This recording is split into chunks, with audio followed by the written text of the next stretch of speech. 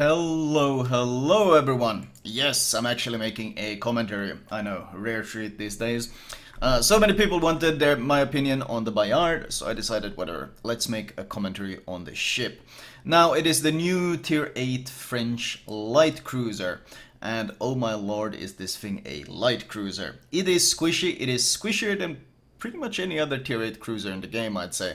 It has 34.7k health, which I think pretty much puts it at the lowest of all Tier 8 cruisers. It has no smoke, it has no heel. And even worse, the bow and the stern armor is 16 millimeters, which means 230 millimeter guns and above will overmatch it. So, and the upper armor belt and the deck armor is 27 millimeters, which means you can only really bounce 380 millimeter guns with it, and honestly it's quite poor at bouncing those as well, which is something I will show you later in this vid. The Citadel sits high above the water and is very vulnerable. All of which combined obviously means it's not an easy or a noob friendly ship to play. Bayard can get punished hard, and honestly quite easily. It has a surprisingly good torpedo belt though, of 28% reduction, but honestly when you got 34.7k health and no heal, you don't really want to be eating torpedoes to begin with. The Citadel armor is layered. It has a 25 millimeter internal armor, and I think it's got like 105 millimeters and some small pieces of 120 millimeter armor on the outer layer. But honestly, it's not that hard to punch through. You can punch through the armor fairly comfortably. On the other hand though, the concealment is top notch. You noted that I only got spotted by these planes the same moment my AA opened up, and that's because the air spotting range is 5.8. This is with a full concealment build, which is something I of course recommend. I will show you the build at the end of the commentary as usual. The sea concealment with the full build is a 9.6 and the smoke firing penalty is 5.9. So for example, if there's a smoke in front of you like right here, you can actually quite comfortably park behind the smoke and just farm anything on the other side. So great concealment, and the ship honestly also handles pretty well. The base speed, or with a flag equipped, the base speed is 35.7, I think it's what, 34 without the flag. And it has a turning circle of 730 meters and a rudder shift of 7.4 seconds. Now 7.4 is with the rudder shift module, which is something I honestly recommend because, well, it's not really that impressive. Now it doesn't quite match up to the likes of, let's say, Cleveland and Wichita. Those are two ships that turn very tightly. But you do have a bit of a ace in the hole, and that is the French speed boost. It is the 20% variant? Why can't I speak? I can't speak that word right now. Well, I'm not English, so it sucks to be you guys. It's a 20% increase, and with the special upgrade, you can make it last 4.5 minutes at a time. The default one is 3, of course, but you pop the upgrade in and you have a 4.5 minute. And considering you have like, what, 4 of them? That's pretty much, you can pop them whenever it's on cooldown and it will last you the entire match. With the speed boost, you are easily breaking 40 knots. And obviously for a light cruiser, this is quite some impressive speed. Now, the guns, you've seen me practically melt this North Carolina, and you're probably seeing a surprisingly few shatters. Now you always get shatters when you shoot battleships. You shatter on parts of the armor that the HE can't pen, like the turrets, like the broadside and whatever. Now normally North Carolina deck armor would also be shattering because North Carolina deck armor is 38 millimeters, but that's not actually the case for the Bayard. Now I'll get into that in just a bit. The guns, one of the main selling points though. The penetration is a value that might change, but in terms of DPM, the Bayard actually edges out much of the competition, beating pretty much all of the Tier 8 cruisers in DPM. I think the only two ships that have better HE DPM than the Bayard is the 155mm Mogami and the Cleveland. I think both the variants, the Montpellier and yeah, just a normal Cleveland. But if you pop the reload booster, once again, the French special gimmick, so to say, you actually have the highest HE DPM of all Tier 8 cruisers. You're actually the best fire starter at Tier 8 as well when you pop that. So it does give you access to some really brutal firepower at times. I did mention the pen, and that's because as of right now, for some reason, the Bayard has 1/5 of shell caliber diameter penetration, which means, whereas all the other ships, all the other cruisers besides German cruisers have 1/6. So you got 1/5. So this means your pen as of right now is, I think, 29 millimeters without IFHE. And then when you slap the IFHE on, you pen 38 as well. So, of course, this greatly impacts the likes of American battleships, because American battleship deck armor is 38 millimeters, and with this IFHE build, well, you're able to pen every single part of these American battleships, besides, of course, turrets and Citadel Armor and such. But in general, you basically melt. You just melt them. Now, I wouldn't buy the ship. If you're looking to buy the ship just for this gimmick, I would not, because we know there are big IFHE changes looming in the distance, and they might even standardize cruiser penetration across caliber, so every caliber will have the same pen regardless of nationality or whatever. Like, we don't know what all they're going to do. We know they want to change the way light cruiser pen works though, because they don't like the sheer amount of damage you're pumping out in them. So if you're hoping to buy it just for this one gimmick, that it has really good pen on these light guns, I wouldn't recommend it. Now the AP pen is decent for small guns. It's slightly better than Cleveland's, but it's worse than the Russian cruisers. That's like Kutuzov, Chapayev, Irian. They're identical, I'm pretty sure. Now shell arcs are decent, as you can see. I mean, they're fairly floaty, but if you're used to light cruisers, this isn't gonna exactly phase you in any way.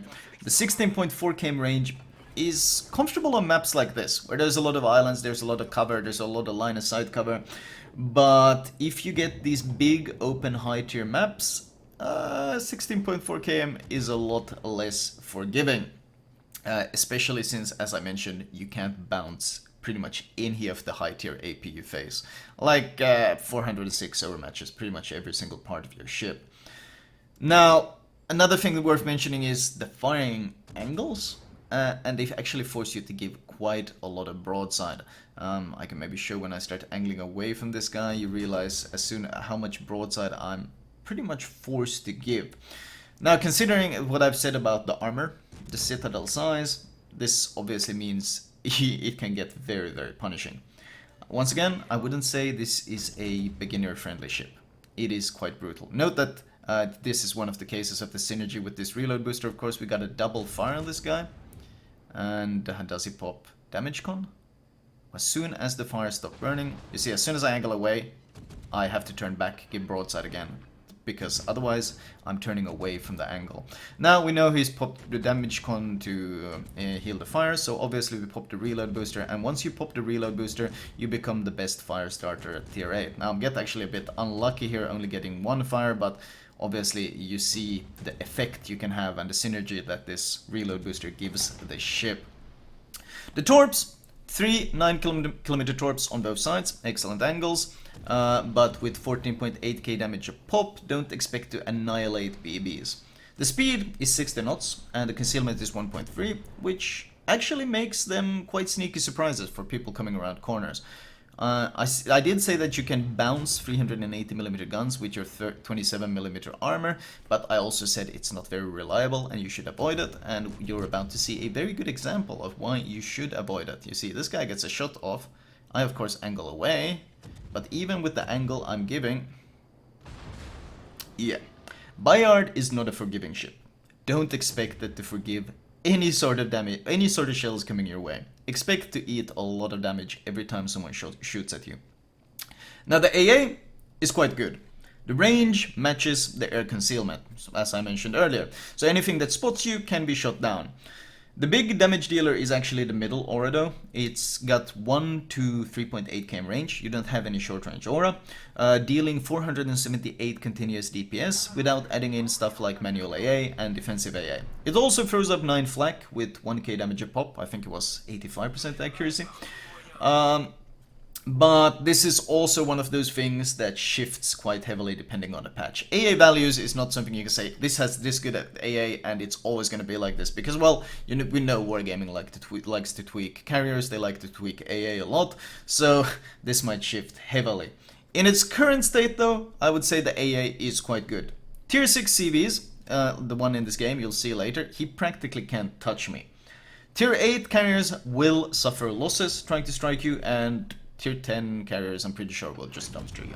I mean, that's just the way of Tier 10 carriers, they just dumpster you. Fair gets spotted, I popped the reload booster. I can only use 2 guns because of the way I'm angled, but once again, because of this fast reload, you add in AR. Of course, if I had Honor, the French captain with the improved AR, obviously the reload would be even better.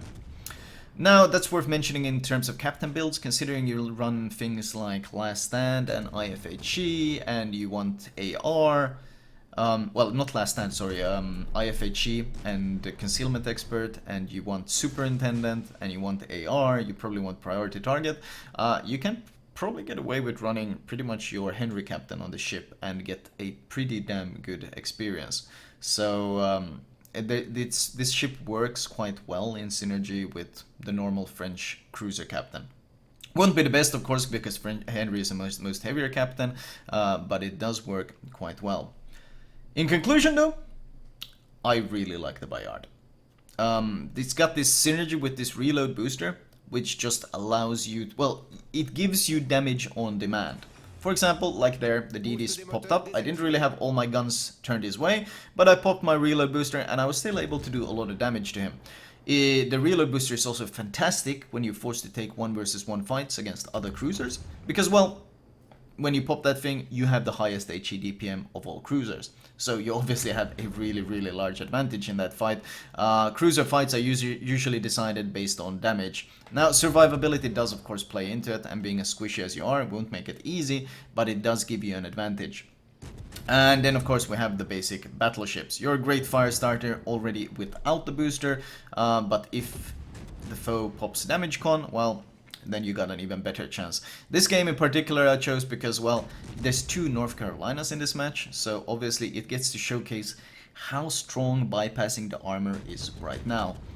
I do mention though that this is something that might change, possibly will change, so don't base your hopes and dreams on this remaining the way it is.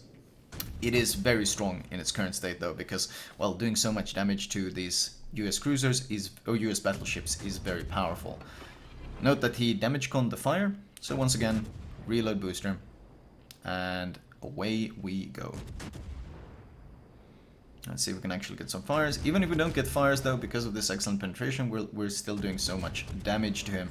And the sheer amount of shells that you're throwing out means that eventually you will get the fires to add into this raw damage as well. I'm trying to help my NC. My NC actually pushed into the cap to flush out the Farragut that was capping our base, which was very, very nice. Because, well, in this game, I don't know if you have noticed, but our carrier is actually AFK, which obviously makes this game a lot harder. Another downside here, though, which, you know, the likes of a Cleveland, for example. A Cleveland could easily be spamming where I'm going right now, and it takes a bit of adjustment to realize that, no, the Bayard shell arcs are much flatter. So, in a position where a Cleveland could spam, well, I have to actually reverse out a bit to be able to use my guns, because, well, you can't lob shells the same way as a Cleveland could. So, once again, I did mention it's less forgiving, and you can't just hug islands the same way. You have to have some distance between you and the island, so you got room to lob the shells over. This of course limits your range and blah blah blah blah blah. Basically, it's not an easy ship. It has tremendous damage potential, and it's incredibly squishy, and I think it's really fun, but an easy ship is not something I would call the Bayard. I expect to see a lot of new players sailing around in the Bayard, hoping it's going to be this, well, I guess you could say Charles Martel experience, where you got that trolley, broadside armor, and all, you can kind of bounce, and you can kind of get away with a lot of things. Bayard doesn't get away with a lot of things. Bayard does not allow you to get away with a lot of things. Bayard melts you. Now, we have a points lead at this point, but the problem is my team, who's, well, they've gone on some adventures sailing into the enemy spawn around the flank, and the NC elite has no hope of this, unless he devastates the Flint. Doesn't look like it, so the flint is gonna kill him, so I'm gonna have to pick a fight. Now I actually have one reload booster left, but obviously I'm not working to kill just this flint, I'm working to win the game. And in order to win the game, I'm gonna have to kill a lot more than this flint. So we're just gonna pick a fight with the flint and see how we can, if we can actually out-trade him and take this fight here. Let's see. He does slow down, he does try to juke, but once again, at these ranges, especially with speed boost, you can kind of juke with your speed. You can kind of kite, you can juke, you can move, you can easily adjust, making it quite hard for something like a flint that has very lazy shell arcs to actually hit you. I am running into a bit of an issue though. I would like to kite away further, but I can't, because once again, the firing angles are so bad. So you note that I'm actually sailing towards the island and I'm forced to slow down here because, well, I want to keep all my guns on him, but I also don't want to ground, which would make me such an easy target. So we're gonna have to basically full stop here and try to reverse and try to juke him that way. You see, as soon as I try to turn away too much, nope, the gun arcs do not allow that. So very kind of frustrating at times, but I mean, it's part of the ship. You got a great DPM in return. Once again, I still don't want to use my reload booster because I know there will be other upcoming fights. I have my manual sector set to my left side and I see the planes coming in, so I'm just going to check what the range is. Oh, they're within range, we pop defensive AA, and this is what I meant with tier 6 carriers. Well, they can't really touch you. The continuous DPM, even if it doesn't even deflect, the continuous DPM is so monstrous that you will easily melt this. This is another thing though, that we don't know how much is going to change. We have no idea how much are they going to change this part. My teammates, all my battleships have died though, and it's literally just me and the AFK carrier left against, well, 3 ships by the looks of it. So this game is about to turn really, really difficult. Even worse is that I only have 2 minutes to work with, so I don't really have time for a lot of shenanigans, a lot of island play, a lot of sneakiness. I'm gonna have to just, well, I guess, push in and pick a fight, which will be, without a doubt, rough. I don't think there's any other way to describe this situation besides rough. With 5.3k health, 5.4k health and no armor, it's gonna be hard. I'm trying to keep my manual AA side, or my focus fired side sector against these planes, but I realize it's gonna go around wide on the left side, and I know I need to push in towards the enemy, so I actually flip my focus fire sector to the left side. It's a shame that replays don't show this, but yeah, I switch to the left side so I can push in towards the enemy, and at the same time keep the focused AA towards the planes, because, well, even one AP Citadel will kill me when I'm this low. I see he's coming in. Yep, he's committing this time, but defensive AA is already coming up, so I pop that instantly and I shred the planes. This actually lets me get undetected very briefly, but I open up instantly on the Cleveland, and this time with reload booster. This is what I've been saving the reload booster for, and these are exactly the situations where I mentioned that this reload booster is so strong. Against other cruisers in 1 versus 1s, well, the Cleveland does not exist anymore. Add in stuff like AR, boosting your reload, and then the reload booster, 50% boost on that. The DPM is really, really, really impressive. Still though, I got 25 seconds to somehow survive against the Bayard. YOLO Torp, I guess, is the only way really in, but the carrier is also coming in, and honestly, with 15 seconds left, there is absolutely no way my Torps or I could even reach the Bayard. So I just tried to start kiting away, see if we can get a lucky detonation or something with the guns, because, well, that's really the only hope I have at this point. Sadly, it is not to be, and this game ends in a loss, probably just right before I was about to get killed off. 236,000 damage. Once again though, tier 8 cruisers are very powerful when top tier. Bayard especially, perhaps so because of all that damage output. Confederate with their high caliber, just a lot of damage on pretty much everything. 18 fires, fantastic fire starter. 30 planes, low tier carriers don't have a good time against you. And overall a pretty decent game. Now I was pink actually this game because I can't remember. I got pink for 2 games and this was one of them. I mean, the scoreboard does speak for itself. I did outscore their number 1, but it wasn't quite enough to turn this game into a victory. It did, however, show just what you can do to USBBs and just how easily even 380mm guns of the Richelieu can punish you, and how good you are at picking fights with other cruisers or just punishing DDs. I think it was a pretty good example game in that sense. Detailed report: 1068 shells fired, a lot of raw damage, a wither on top with the 18 fires, and well, the damage taken, it's not a many shells that I've eaten, but the shells that you do eat will pretty much always deal damage. Don't expect to shatter, don't expect to bounce. If you get shot at, you pretty much always take damage. So once again, not forgiving, but honestly, I really enjoy playing it. I think it's a fun ship to play. Speedy, quite agile, very stealthy, huge damage potential, but absolutely no survivability whatsoever. If that thing fits your playstyle, well, it's a ship I would recommend. But if you're a very new player and you're not used to carefully managing your health, I would absolutely not recommend a Bayard. You will explode. You will just get melted many times repeatedly. Things you can even get away in other cruisers, you can't get away in the Bayard. It is a punishing ship, and for that reason I put a quite a high skill requirement on it, but if you can manage to make it work, I think it's really fun. Anyway, let me show you guys my recommended build for this ship. Right, as usual, I will start with the recommended build, aka the modules. I highly recommend running defensive AA because, well, you're not really going to be in situations where Hydro is that valuable. The option exists, but honestly, considering the squishiness and how much damage everything a carrier can throw at you does, and considering the AA is actually quite decent, I far prefer premium defensive AA. Speed boost and of course reload booster. You should be running, honestly, you should be running premium consumables, because if you have a tier 8 premium pumping out credits for you, these will pay themselves back quite rapidly.